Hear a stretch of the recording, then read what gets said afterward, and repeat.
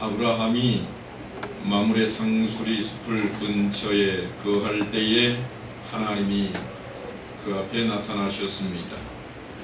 예루살렘으로 남쪽에 약 30km 정도 떨어져 있는 이곳은 이스라엘 신앙의 발상지로서 거룩한 장소로 일컫게 되었습니다. 성지로 불리는 거룩한 장소는 아주 많이 있습니다. 도망치다가 지친 야곱이 돌베개 베고 잠든 곳이 하나님의 전이요 하늘과 통하는 거룩한 장소라 그래서 베델이라 우리는 부르고 있습니다. 죄수들이 처형을 받았던 갈보리 언덕은 예수님께서 십자가 처형을 받은 장소가 되어서 오히려 거룩한 장소로 오늘날 우리들에게 들려지고 있습니다. 이런 성지들은 사람들의 주목을 받지 못하는 그러한 장소들이었습니다. 그런 것이 거룩한 장소로 바뀌는 과정을 깊이 생각을 해볼 필요가 있는 것입니다. 왜냐하면 그곳의 공통점은 모두가 다 하나님께서 나타나신 곳이 되었기 때문인 것입니다. 그런데 하나님께서 나타나셨다고 하는 이유만으로 그것이 거룩한 장소가 되는 것은 아닙니다. 엄밀히 말하면 하나님은 어느 곳에나 계시기 때문입니다. 그러므로 존재하는 모든 곳은 거룩한 곳이라고 해야 옳을 것입니다. 그런데 어떤 장소가 성지가 되느냐 안 되느냐 하는 것은 사람들에게 달려 있습니다.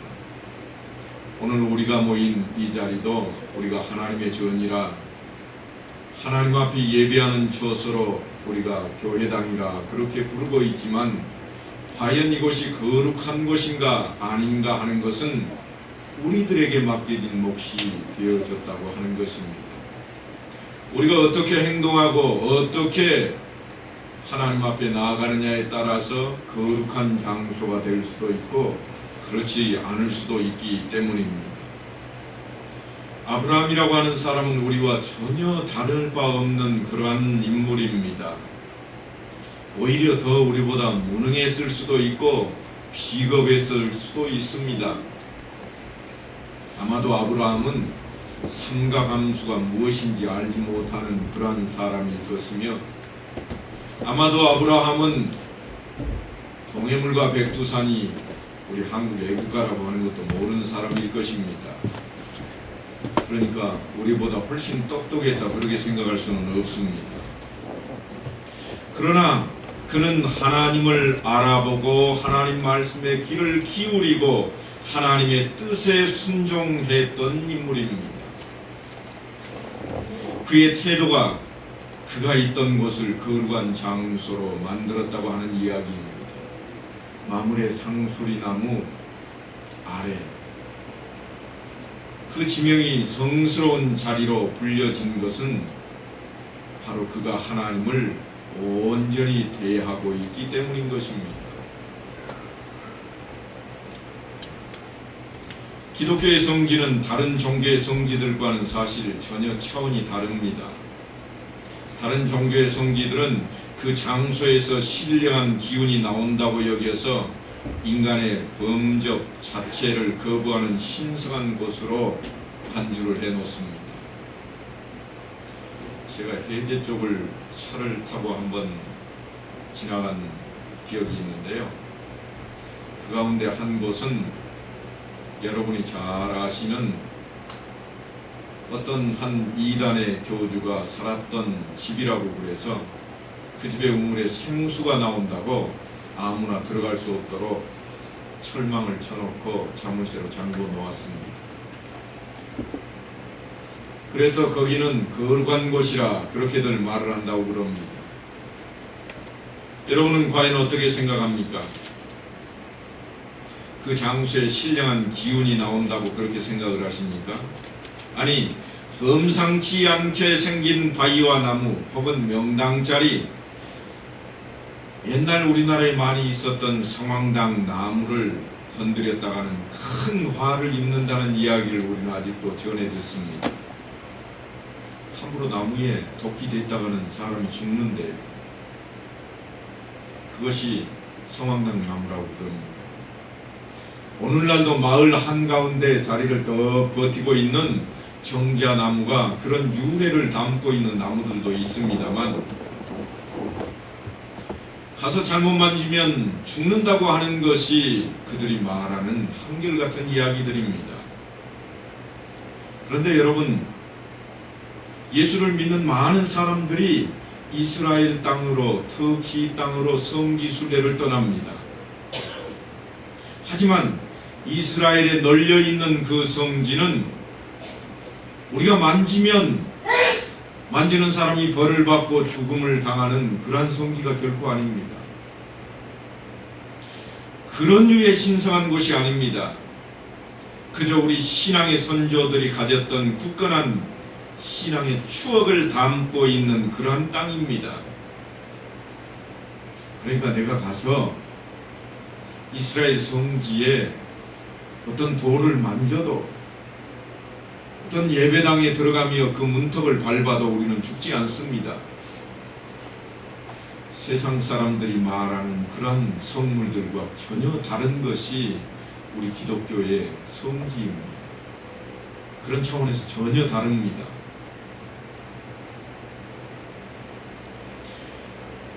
마물의 상수리 나무 아래에서 이제 아브라함은 하나님을 만나게 되는데, 그저 옛날 우리 조상들이 믿었던 그 신들의 이야기에 따르면 그 주변에는 우리가 얼씬도 할 수 없는 장소가 되어버릴 것입니다.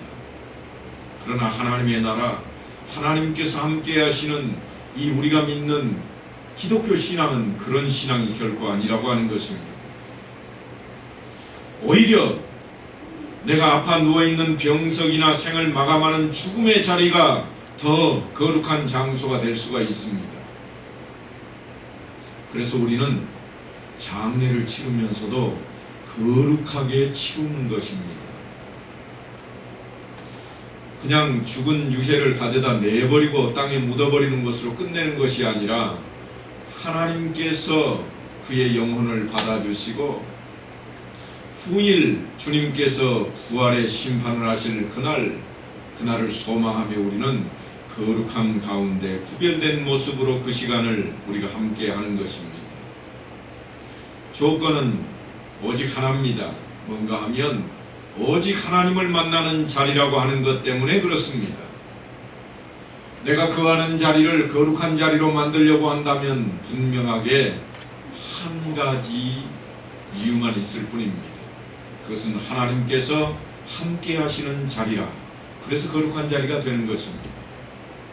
그러기 위해서 우리는 모든 사건을 하나님의 사건으로 전환시켜 놓아야 됩니다.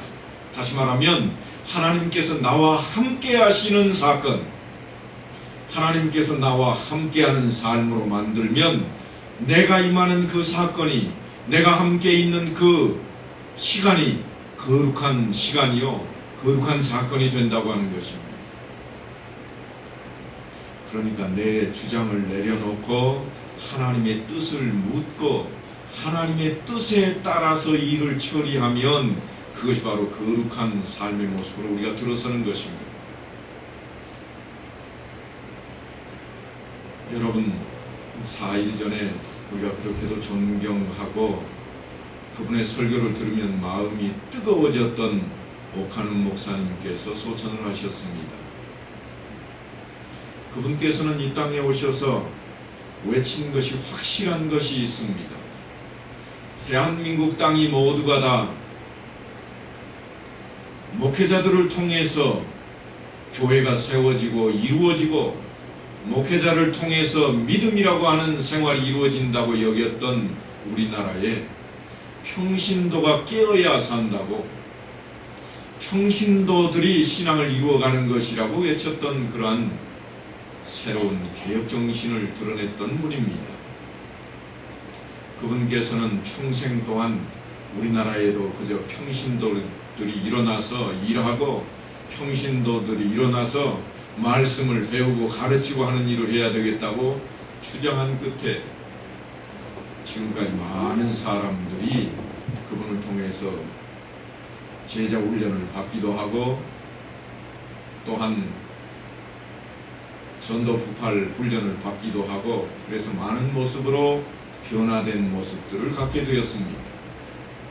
아마도 우리나라가 새로운 모습으로 변화되어서 그저 평신도들도 내 신앙을 지키기 위해 이렇게 일해야 되겠다고 일어서게 된 것은 그분의 몫이 컸을 것입니다.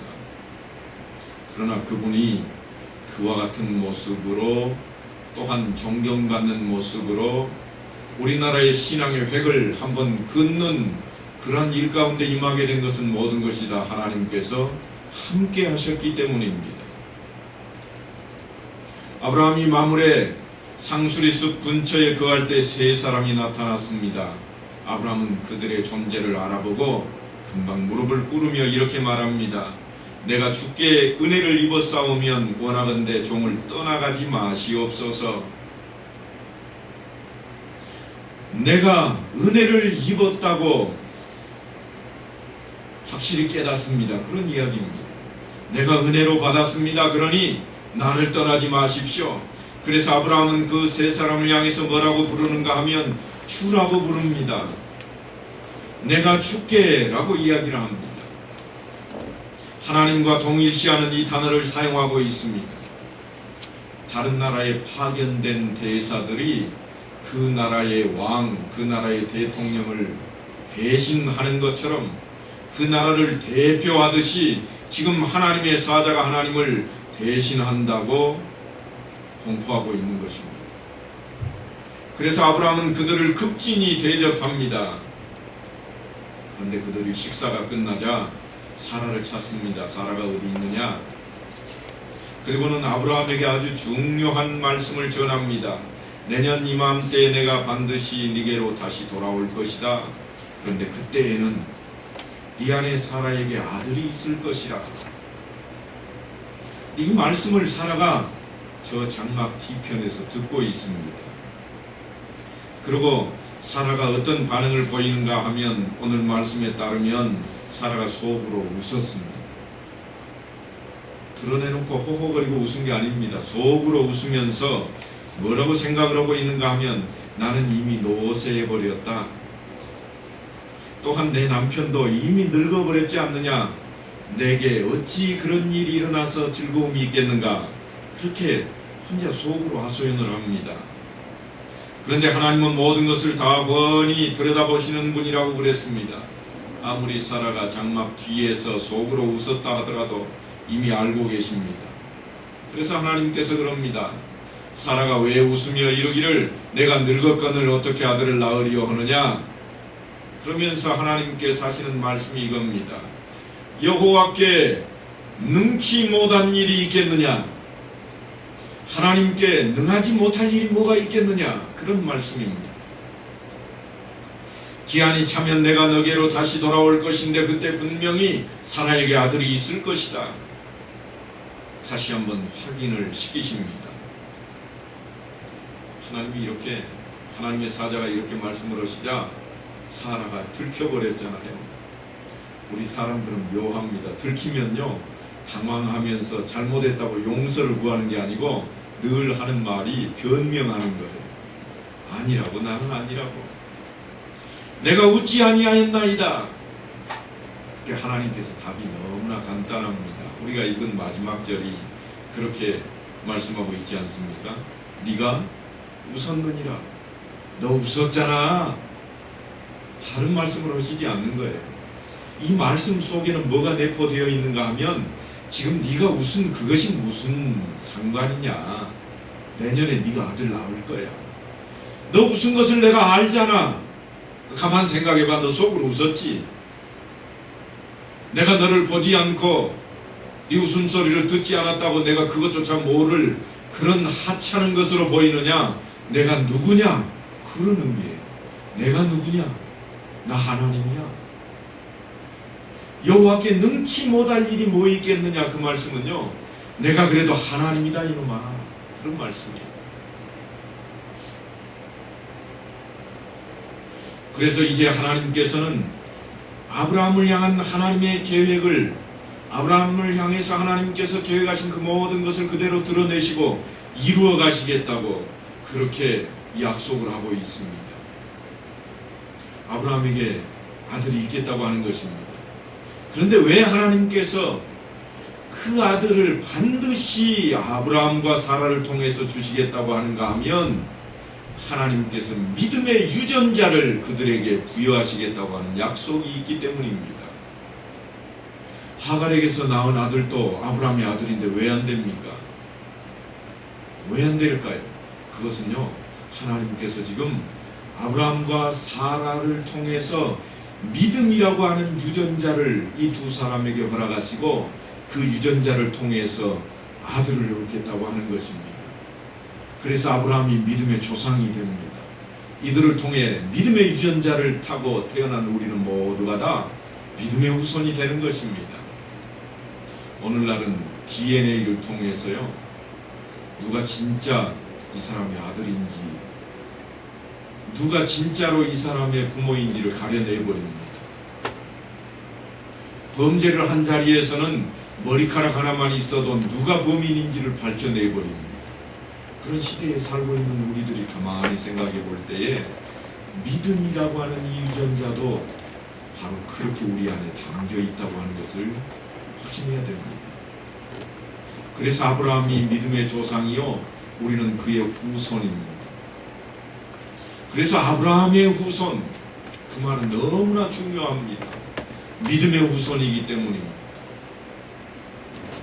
다윗의 자손이요, 그 말은요 너무나 중요합니다. 왜냐하면 아브라함의 후손을 통해서 다윗이 태어나고 다윗의 자손을 통해서 예수 그리스도께서 태어나기 때문입니다. 유전인자를 타본 믿음이라고 하는 세계가 그들을 통해서 열려져 있기 때문입니다. 그 세계 속에 우리가 들어있는 것입니다. 그러므로 우리는 모두가 다 믿음의 유전자를 가지고 태어난 인물들입니다. 그래서 감히 우리는 누구든지 하나님을 아버지라 부를 수가 있고 누구든지 아브라함을 믿음의 조상이라 그렇게 부를 수가 있게 된 것입니다. 그런데요, 반대로 생각을 한번 해보십시다. 아브라함에게 있어서 아들은 얼마나 소중할까요? 얼마나 중요할까요? 너무너무 중요합니다. 여러분, 집안 대가 끊길까봐 3대 독자 한 아들 얻는 것만 중요한 게 아니고요, 이 온 세상, 하나님이 창조하신 이 세상에 믿음의 존재를 뿌리내리게 할 수 있는 그 후손으로 아브라함의 아들은 너무나 중요하다고 말입니다. 하갈을 통해서 이스마엘을 낳고 전혀 원치 않았던 말썽에 휘말리고 어려운 일을 겪게 되었던 아브라함입니다. 그에게 그래서 이 아들은요, 아들 소식은 얼마나 중요한지 모릅니다. 만약 아브라함이 이 모든 일들을 그저 일상생활의 하나쯤으로 여겼다면 하나님의 의도와는 전혀 부합되지 않는 모습일 것입니다. 그랬다면 아브라함은 롯처럼 하나님의 구원 사역에 있어서 제외된 인물이 되어버리고 말았을 겁니다. 그런데 그가 아주 귀하게 여깁니다. 아브라함이 믿음으로 의인이라 칭함을 받았다고 하나님이 공포할 정도입니다. 아브라함이 믿음으로 그를 의인이라 내가 칭하겠다. 그것은 신약시대를 살고 있는 우리에게만 주어진 그런 말씀이 아닙니다. 일찌감치 아브라함을 통해서 하나님께서 선포하신 말씀입니다. 그래서 믿음의 조상이 된 아브라함이요, 그 아브라함을 통해서 약속의 징표로 원하시는 게 뭐였습니까? 지난 시간에 말씀드린 대로 너희가 할례를 다 행하라, 그것이었습니다. 진짜 네가 나를 믿느냐? 할례를 행해라. 네가 하나님의 백성이 맞다고 하는 표시를 드러내라고 하는 것입니다. 어떤 사람들은 그런 이야기를 하더라고요. 꼭 세례를 받아야만 믿음이 있는 사람입니까? 나는요, 세례 안 받고 그냥 신앙생활 해도요 진짜 하나님 믿습니다. 하나님 나라 갈 거예요. 하나님의 아들입니다. 그런 분 계신데 그것은 우리가 하나만 알고 둘은 모르는 겁니다. 하나님께서 언제 어느 때에 우리를 하나님의 자녀라 칭하는가, 그것이 너무나 중요합니다. 그것은 예수님께서 우리에게 말씀하신 내가 너희와 항상 함께하리라 하신 말씀과 결부되는 그 순간이기 때문에 너무나 중요합니다. 그래서 세례를 받을 때마다 하는 의식 가운데 가장 중요한 의식이 뭔가 하면 세례를 베풀면서 안수하면서 하는 말이 성부와 성자와 성령의 이름으로 세례를 베푼다고 하는 선언입니다. 그 순간이 아무것도 아닌 것 같지만 그저 외쳐대는 한 단락의 말씀쯤으로 여겨질지 모르지만 다름 아닌 하나님 나라 생명책에 우리의 이름을 등재하였다고 선포하는 선포식이요, 마치 우리가 혼인 예식을 하고 이제부터 두 사람이 신랑과 신부가 되었다고, 한 가정을 이루었다고 선포하는 것과, 아니 그보다도 훨씬 더 귀중한 말씀으로 우리에게 주어지는 것입니다. 우리는 지난 시간 아브라함이 그 가족들뿐만 아니라 그 집에 종으로 들어있는 남자들까지도 모두가 다 할례를 행해서 하나님의 자손된 그 가정을 만천하에 드러냈던 것을 우리는 알게 되었습니다. 아브라함이 하나님이 만족할 만한 수준에 이르렀다고, 그에게 믿음의 유전자가 생겼다고 하나님께서 그렇게 행하라 하시는 겁니다.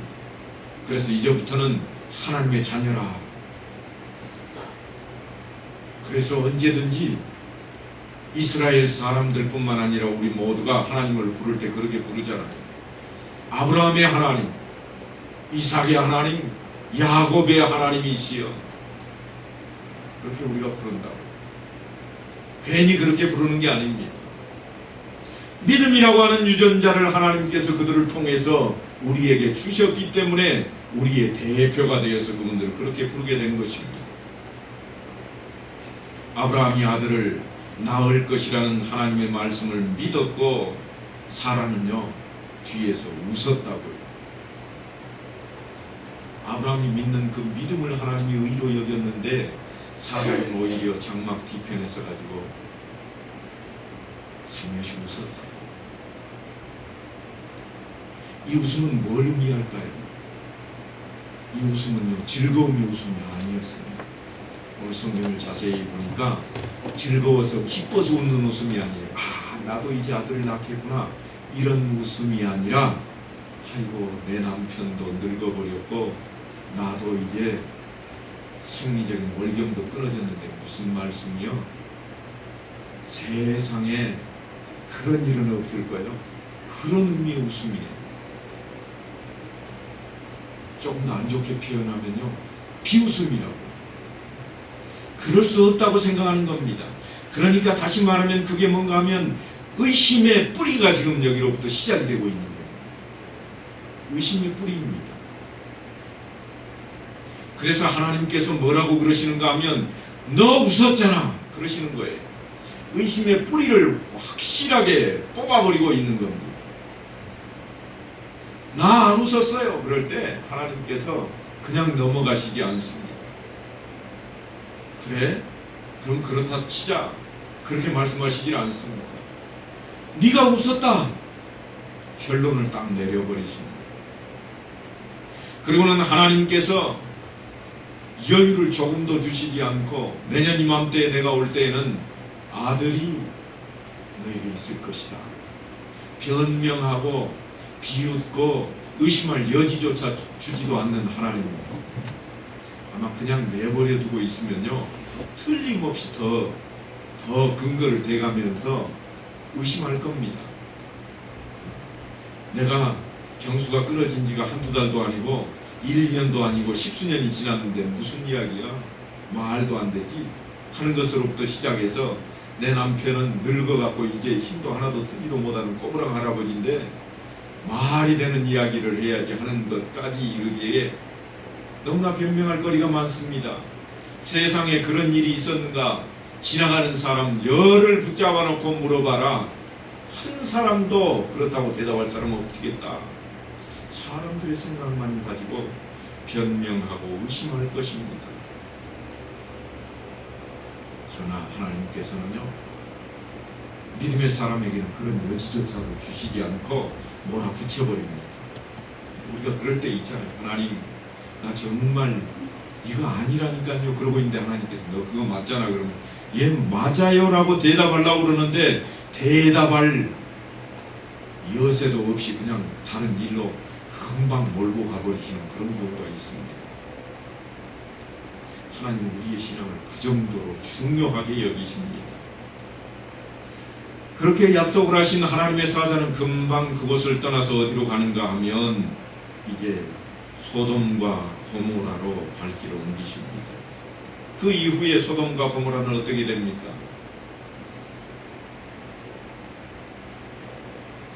무서운 유황불의 심판을 받은 성경의 기록들을 우리는 알고 있습니다.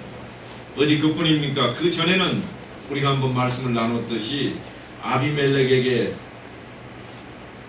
아브라함이 사라를 빼앗겼던 처참한 꼴을 당했던 적도 있고 이집트 파라오에게 당했던 일에 반복되는 모습도 있었습니다.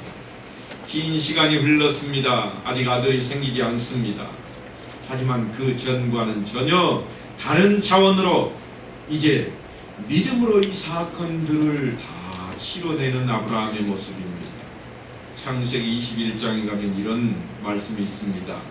여호와께서 말씀하신 대로 사라를 돌보셨고 여호와께서 말씀하신 대로 사라에게 행하셨으므로 사라가 임신하고 하나님이 말씀하신 시기가 되어 노년의 아브라함에게 아들을 낳으니 그럽니다. 아들을 낳았다. 하나님의 약속이 지켜지고 있습니다. 그런데 여러분 놀랍게도요, 하나님께서 그 아들 이름까지도 지어주십니다. 아브라함아, 사라야, 네 아들 이름은 이삭이다. 이삭이다. 벼이삭이 아니고요, 보리이삭이 아닙니다. 이 이삭이 뭔가 하면 우리말로 바꿔서 번역을 하면 웃음입니다. 웃음. 무슨 이야기예요? 네가 나를 비웃었잖아. 네 아들 이름 이삭이야. 하나님께서 그렇게 만들어 놓으십니다.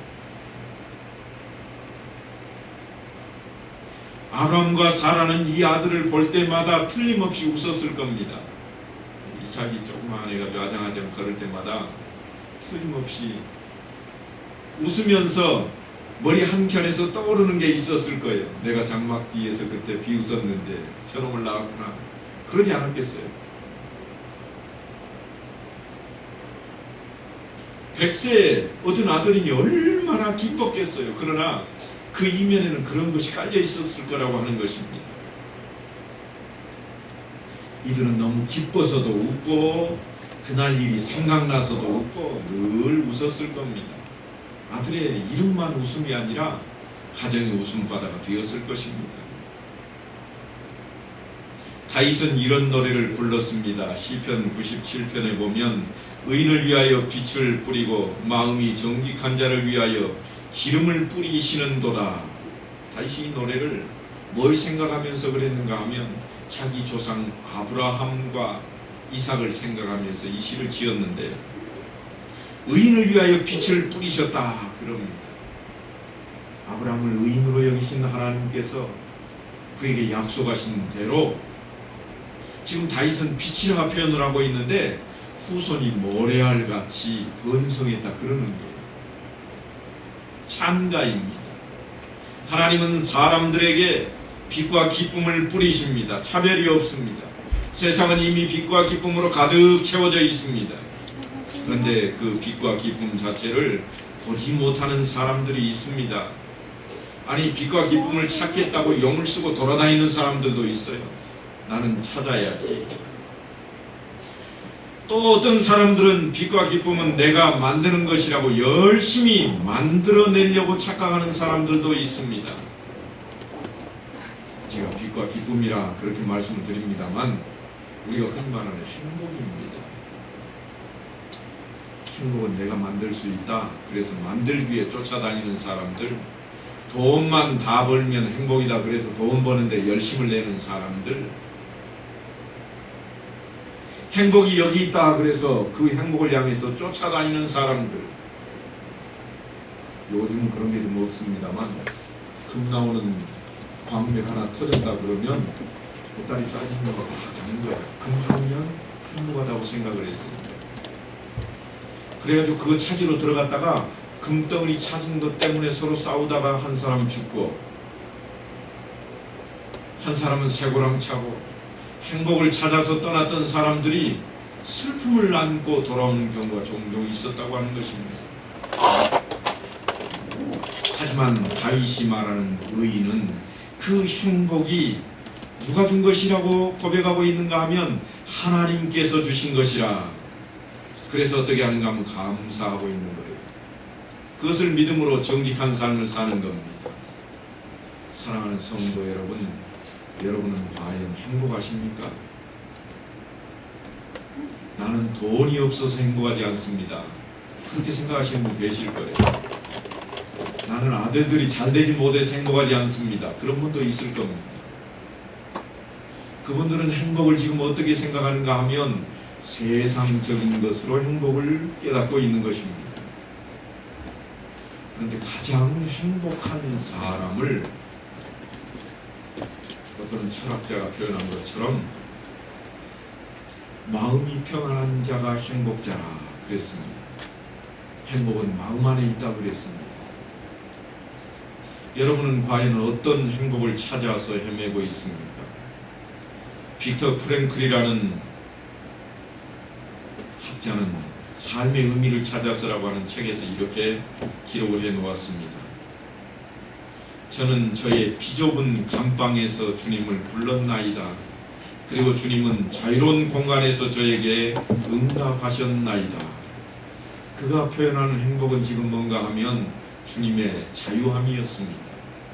자신은 감방에 갇혀서 자유가 없어서 행복하지 않습니다. 그런 표현이거든요.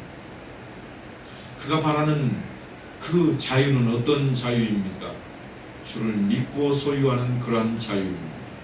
그가 나중에 이렇게 표현을 합니다.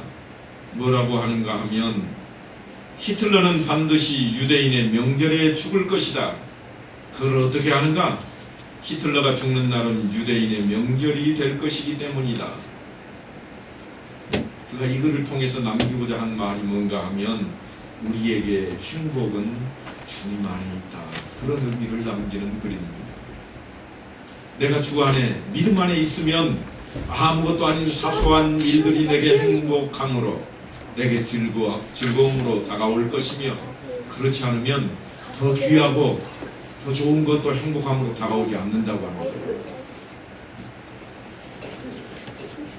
여러분에게 오늘 1인당 1억씩 제가 나눠드리면 틀림없이 어떤 분은 기뻐서 넘어갈 거예요. 너무 기뻐가지고.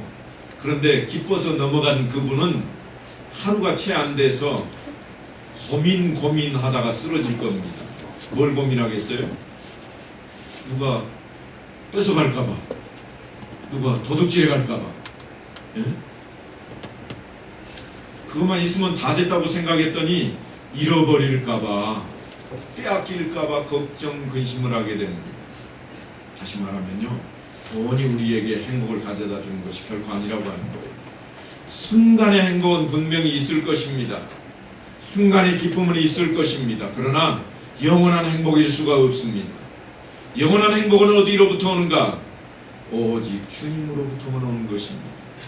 사랑하는 성도 여러분, 오늘 아브라함이 자신 앞에 나타난 나그네를 잘 대접한 것은 그가 주님으로 그들을 발견했기 때문이었습니다. 아브라함에게 믿음의 조상이라 하는 칭호가 붙게 된 것은 그가 주를 발견했기 때문입니다. 우리의 믿음이 주를 발견하지 못하고 주를 온전히 믿지 못하는 그런 믿음을 갖게 된다면, 아니 그저 내가 이런 모습을 가지고 있는 것만으로 신앙이 또는 천국이 내게 임하게 될 것이라고 착각 속에 살아간다면 우리 앞에는 그런 행복이 결코 올 수가 없습니다. 바라고 원하기는 온전한 믿음, 예수님께서 말씀하신 대로 나로 말미암지 않고는 아무도 아버지께로 올 자가 없다고 했으니 그 주님을 온전히 만남으로 십자가에 못 박혀 죽으신 그 주님이 왜 십자가에 못 박혀 죽으셨는지를 온전히 깨닫고 하나님께서 우리에게 허락하신 그 은혜에 온전히 감사하는 그러한 성도들이 다 되심으로 하나님께서 허락하신 행복, 기쁨, 그 즐거움을 다 받아 누리는 성도들 되시기를 주의 이름으로 간절히 축원합니다.